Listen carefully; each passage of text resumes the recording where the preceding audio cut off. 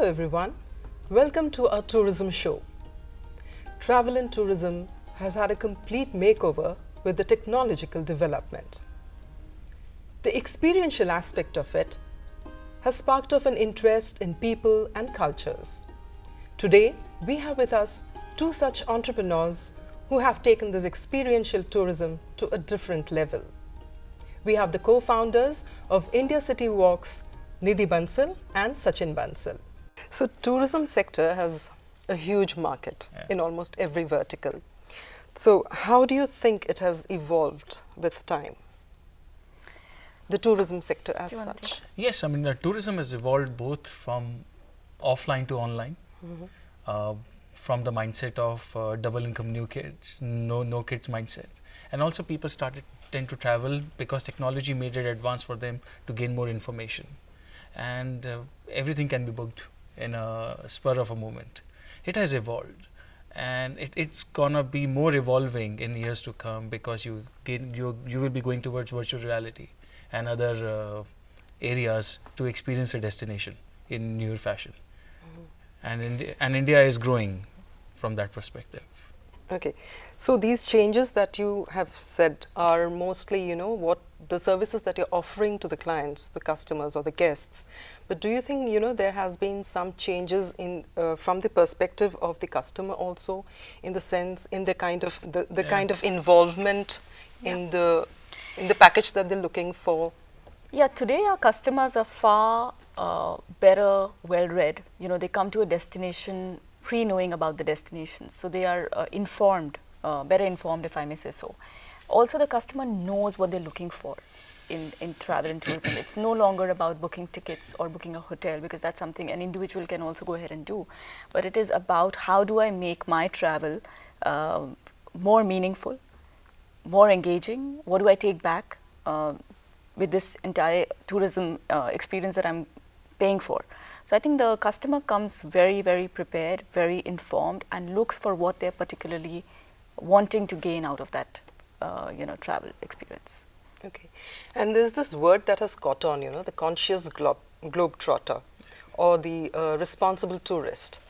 So do you think that is coming up in a big way, and especially in India? Yes, it is. I mean, at the end of the day, there's a philosophy that leave no trace. So wherever you are going, you have to take care of the climate. There is carbon footprint, there are other things, there's a lot of incentives for the companies, and people are getting conscious about it because it's a planet where we are living in. And now it's time to take care of the planet, because when we see news like pollution, water scarcity, things happening in different parts and different regions of Earth, it's time to be conscious so that we are able to explore it more. Almost everybody in Delhi has walked through Lodi Garden, right? Everybody goes to a Lodi Garden, everybody goes in Delhi especially, take a picnic there or at least take the children there. But there are some very beautiful monuments out there which a number of people are not aware of. There are some very beautiful stories that the place has to offer. And I think that's where we come into the picture and make it more engaging and make it more real for where it exists. So that's how we kind of intertwine the whole story. Yeah, so since we are talking about all this, so I'll just ask this question, how did this concept of India City Walks come up? It's a story of 18 years of hard work, absorbing experiences across globe, and then just sitting one day and saying that I want to go back to India and be a storyteller. So we started with Delhi Walks. We mapped the city out, did research, did a lot of activities and walking tours from heritage, food, architecture aspect. And then Nidhi joined the business. That's where we saw that there's a huge opportunity and huge gap to build the scale and operations. So we started with India City Walks. So these becomes our flagship brands. So now we are in Jaipur, Agra, and many more cities are coming up. Yeah. Okay. So since you said that, and I've also come across that, Delhi Walks was the flagship brand for you. So what kind of work went into this? When you first started the Delhi Walks program, what kind of intense work went behind all this? How did you visualize the whole thing? And right. So My story is a little different. It was all Sachin's vision that he So wanted to. let me just say in one line my vision first, so you can build the story up. Sure. The vision for Delhi Walks was to see Delhi from eye of a Delhiite. It has to be very intrinsic, and that's where the Nidhi came in, and we curated those products, which touch point on Delhi, Delhi movements, Delhi emotions, Delhi network, Delhi people. And when a first timer comes in, or when a regular person comes in, or when a person who has lived here and has more like NRI comes not too often, experience the city in those nostalgic moments. So that was the vision for Delhi Walks. Yeah. Yeah. And I think our customers or our clients also contributed to a great extent, because when we started off initially, we felt, just built heritage is something that we'd start talking about and storytelling about, and slowly, steadily, it became food experiences. Slowly, steadily, it became city experiences, and we realized that the entire product range that we have are both for the customers who are looking for unique experiences, and also for people who are looking for regular experiences and yet connect back with their city. So there was something that was there for everybody, and that's how the entire curation happened. Initially, of course, there was a lot of deep research. There was a lot of hard work that went into saying, what do we need for an experience to be really an experience? Because just going there, out there, storytelling is just not enough. So there's a complete thing taking care of the customer from the beginning to the end, ensuring we are aware of what's happening in all of the places that we're walking on or curating that experience. All that was well positioned, structured, and operational delivery was taken into consideration, and that's how the framework was created and then executed eventually. Okay, so I can see that there's a whole lot of work that has gone behind, and again there are many organizations or individuals who are offering this kind of an experience within the city and in other cities also. So how do you see yourself as having a little edge, or maybe apart from them, being a little different from them? So I think one of the biggest edge that we have is that we work as an organization, right?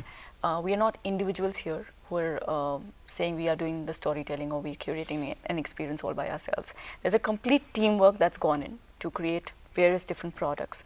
There is pilots that have happened, there's testing that has happened, there's standardization that has happened. So all of that differentiates us, because at the end of the day, the experience that we are delivering for a customer is well curated, because we've done the testing, we've taken into consideration the research. So a lot has gone in, instead of just us going and saying, I have 15 years of work experience, I can do this, I can deliver great stories, and here is who I am, who can do this.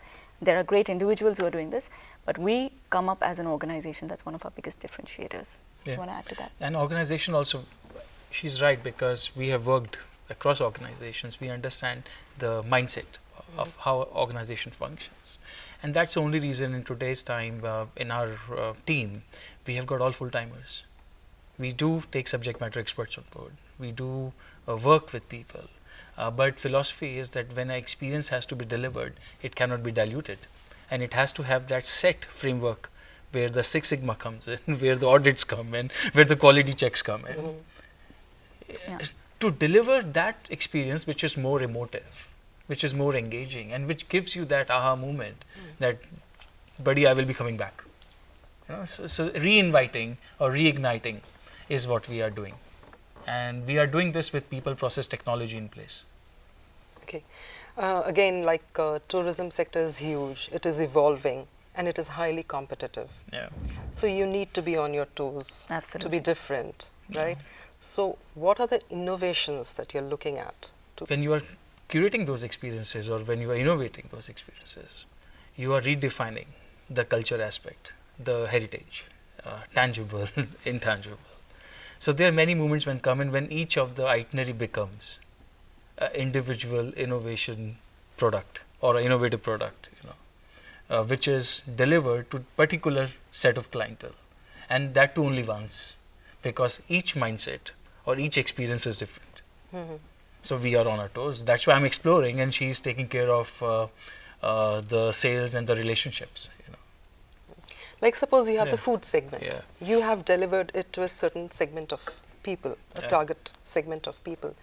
Now the same kind of people would want to come back and probably explore the food segment again. So then, like, you know? So, for example, I mean, just to bifurcate that, I mean, there's a street food walk, there's a culinary experience, there's a cookout, there's a storytelling with the chef. You go deep, you go deep, you go deep to a stage where a person is cooking themselves and they have learned that art.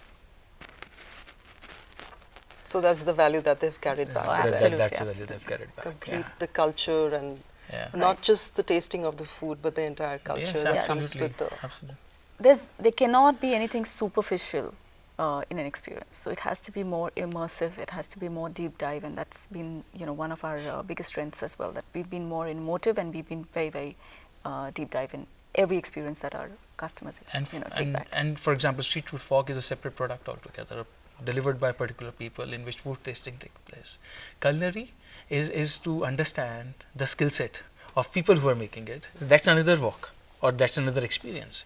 Then storytelling with a chef, where these veggies come from, organic, non-organic, blah blah blah, spices, how the chopping works, what are the cuts. This is a different experience, and everything can work from 2 hours on, within the limit of 2 hours to 4 hours to 6 hours. So every subject has a deep diving effect. So you actually differentiate all the details that go into a particular action. Say, Yeah. cooking food for us is just like cooking food. Right. But then you would, break that down into Absolutely. small little components Absolutely. and look at it as an experience. Absolutely. That's the art of actually curating an experience, because you deep dive and you say, what are my high points? What are the things that we're gaining out of this? What is someone who's not aware of this is going to gain out of this experience? And that's how we kind of curate, these various different products. Let me give you an example. The first time I went to Old Delhi and I saw these people putting the kebabs on the skewers. For me, that was an art. With such hands, putting the kebabs on the skewers and putting them right into the hot oven was an art completely. Something that we probably can't do, right? That experiencing in itself was a different feel. Those are the things we want our customers to take back, and that's how we do the entire. And these curation. products are made from the mindset of explorative journey or experiential customer who is looking forward to these experiences. There are many tours available, many activities. Yeah. In India, I mean, we are getting many tourists now. So there is room for everybody. But yes, we are on that niche where we are delivering and curating experiences. And one of our punchlines says, slow experiences and tales. So you experience and you listen to a story. Yeah, I came across that punchline also. So, okay, I'll just deviate from this a bit and ask you. We know that India has intrigued the Western audience a lot. Yes. So what they For bring a us very long back, time. to your question, is they bring us back a whole lot of referrals. Our business is 80% based on references. And that's what we believe that makes us, also differentiates us, because our customers go back, refer us, and we get more business. Right. So that has been one of your USPs, really. Absolutely. Okay. So when these Western tourists, they come to India, what kind of experiences are they looking for most? Because since you have had quite some time with them and you know which experience sells the most, so which is it that they're looking for? Colors, yes. The spiritual, the chaos, they say that it's the chaos that somehow, speaks to them, or I don't know what. But which kind of experience do you think that they really are looking for in India? Diversity, and diversity from the facets of culture, heritage. Yes, architecture is the key point. Okay. Urbanization, growth is another point. Yes. Shopping is another point. Experiencing Indian handicrafts, arts, food, cuisine, rather. I would justify food as a cuisine. Getting deep diving into regional cuisines of India is a key aspect which they look at. And they are always short on time. So they always look forward to coming back next and doing something. So there's always part A and part B to the situation. Okay. So there's always a sequel. There's always a sequel. There's always a sequel, yeah. Okay. You talked about the urbanization and the growth experience of India. So what exactly pulls them towards this? I mean, When if you say somebody urbanization, what if are they somebody looking came for? 20 years back and he visits today, he sees a sea change. Metro is here. Roads are wider, better infrastructure. So they are amazed with all these things. and then you tend to move faster. Okay. Yeah. So that actually, intrigues them that there is so much of urbanization Yes. and growth happening. Yes, absolutely. I think we as a nation should be extremely proud of ourselves with the way we've kind of grown over the last couple of decades and brought in the kind of urbanization, or so to speak, we are world cities now. Everything that you get in the world, you get in India. So that intrigues them quite a bit and inspires them to see that a nation like us has grown so much. And that's the high point. They come back, they look at our malls and they say, they're as good as you'd find them in London and other cities. So yes, that's also a high point for us, and that makes us very proud as the brand ambassadors of the country. Do you want to add to that, or she is? No, I think she summed it up. All right. Which season do you think has the most influx of tourists in India? I still fail to understand why do we call ourselves a seasonal nation, because what I personally have seen in the last few years of doing this business is that there is business or there is tourist in every season. Of course, there are seasons where the tourists are a little lesser than the other seasons, but every season is equally good. In fact, May, June, we had so much of domestic tourists because this was the time of school holidays and people traveling from other cities into other cities. So the tourist nature may change, the TG may change from an international tourist to an Indian tourist, but there are tourists all over the year. So And you need to be you need to be specific to their requirement and innovate a product which they can experience in that heat or on that environment. Yeah. So we do art tours in summers, which is inside hotels and stuff. Museum tours, which are again inside during the summer months. Coach tours, which happens. Very, very unique, very intriguing concept, getting into a coach and looking at other, various different places. And in the winters, you have the walks, which have become very popular. You have, getting out with your families and doing corporate outings and other things. So yeah, both seasons are equally good. So you don't do walks. You do something beyond walks also. Absolutely. So we are we offer city experiences and city experiences of any kind. So it relates to art, architecture, heritage. There is various themes to it. Walks are a slow process of understanding a city, understanding the local fabric, and whole city experience gives you a soul perspective. You understood the soul of a city. So we are beyond walks. Yeah. And walks are a medium, I would say. Anything could be a medium. So while we may say walk is one medium, our rickshaws are another medium, the tuk-tuks are another medium. So there could be various mediums of delivering an experience. And walk is just one of the aspects. How we started was Delhi walks. And that's why we stuck to the piece of India City Walks, but grown out of the walking medium and taken over many more mediums to deliver those experiences. And we have got those many brands now coming up in the market, which are beside walks, Storytellers of India, culinary experiences. Okay. Yeah. Right. You're proud recipients of awards.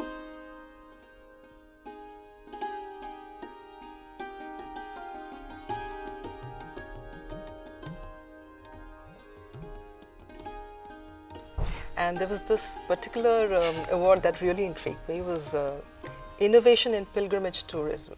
Yeah. Would you like to talk about that? I'm a spiritual guy. I love spirituality. It helps me find my own self. So, yeah, we did nominated our website, which I used to do, again, gratis. I never used to earn money out of that business, was Meet Sai Baba. So, it's from Shirdi, and I used to rather give information about travel to Shirdi and promote it. So we just nominated ourselves and happy to win that award, Yeah, spirituality I think is a very deep part of Sachin, and what was that innovation that the fact that tourists were helped in terms of before even getting to a destination, they knew what to expect in a destination, how to get there, what to do, all of those things. Making the entire travel experience simpler was something that we innovated, the whole experience. I've grown up in Aurangabad, so getting to Shirdi was like every weekend, every time I was giving my papers, I had to go visit Shirdi and ask for help from God. And while doing that, it became extremely important related to the fact that I have seen numbers grow over a period of time coming to the pilgrimage site, especially Shirdi for that matter. And I feel it's such a beautiful, pious place. More and more people should go there. And this was one of our ways to tell people, go there, get there, experience it, and it's a beautiful experience. It's giving back to the community in a certain way. You're foraying into the Buddhist pilgrimage also. Yes. Yes. Because there is an influx of the Buddhist pilgrims. Do you think that has not been, developed as it should have been? I think that's where the Considering opportunity the numbers. No, it's an opportunity. I mean, I would say a lot of tourists coming in, and not everybody can experience the place the way it has to be experienced due to time crunch, money, whatever reasons. We are coming out with Buddha Walks. It's a unique product. And again, it is based on slow experiences and tales model, where people would spend time in Bodh Gaya, Sarnath, understand the ruins. Yes. For us, it is not to take them around for 8 hours or 3 hours, make them commute. For us, it is to be there, Right. have local immersion, Right. why this happened, and so a lot of history, a lot of anecdotal knowledge, a lot of stories, a lot of folklore, and a lot of learnings and lessons which comes from those stories are to be shared. So when you're out to achieve a milestone, do you worry about, any unintended consequences that could occur when you're out to achieve your own benchmark or probably a milestone? So milestone and benchmark, they both go differently. So there's a business sense to it, and there is a fulfillment sense to Right. it. So fulfillment wise, we are up there, so there's no headroom now. Okay. So we need to grow more. From business side, yes, we are able to deliver. Team is happy, business is growing, and there are new ways to enhance or showcase India. So again, it's carrying on. As such, we have not faced any deterrent or stoppage. Maybe because the kind of competency multiplier effect we both are bringing in together is working in a good sense. Yeah, and the team is equally passionate. I would say, I think, the reason why there is no deterrent today is because the people who are working with us, like we keep saying, we're an organization, it's the team, right? The people who are working with us are very passionate, just like us. Yeah. And I think passion takes us the edge above where, we're going forward with business sense is also coming in, the self-fulfillment self is also coming in. So it's all good for now. Since you are always on your toes, you're thinking ahead. So 10 years down the line, how do you see tourism in terms of innovations that could, come in to help tourism, to help the entrepreneurs who are involved with the tourism sector, the travel sector? I think, I will be vague on this because a lot will change. To experience something, people won't be traveling so far, crossing so many kilometers. The 7 Seas genre will be redefined into a new way, and it will be more virtual. But still, experience will have its own way, because experience again gives satisfaction. Tour gives education, awareness, sense of travel. But Right. experience will give you belongingness. Belongingness. With technology, what will happen, I can't predict. But yes, we are on a spree that we will be adopting new ways to deliver that belongingness, to deliver that emotive connect with the destination. And our motto has been to increase footprints. Delhi, wherever we are present, we need to increase footprints and enhance shopping, enhance local culture and activities. Yeah. If I can add to it, the 10 years from now, the way I look at it, while everybody has been so technology focused, I personally feel that in tourism, things may change a little bit more. Technology will remain to be an enabler. What will change is that you will start connecting people more to make your travel meaningful. So you will need that human interface even more. People are going to listen to more people. Stories about people's experiences are going to get even more popular. So in the next 10-15 years, while technology will become stronger enabler, I think human interface will really change the entire nature of tourism. Like the apps, the downloading of apps, it has made people more independent Right. of any other interface. So do you think that would also come in and affect Absolutely. the way? It would, absolutely. The apps, again, are a way of making it simpler for oneself, but the apps would carry information from human experiences. And that's where, people are going to connect with people to say whether they should do what they're doing. And it's been wonderful having you here with us in the studio and sharing your experiences, your thoughts behind the segment that you're doing with. And I can see how passionate you are about this. We wish you all the best for future projects. Thank you. Thank you. Thank you. With that, we come to the end of the show. It was wonderful having Sachin Bansal and Nidhi Bansal from India City Walks, who curate experiences for the discerning traveler. Thank you very much.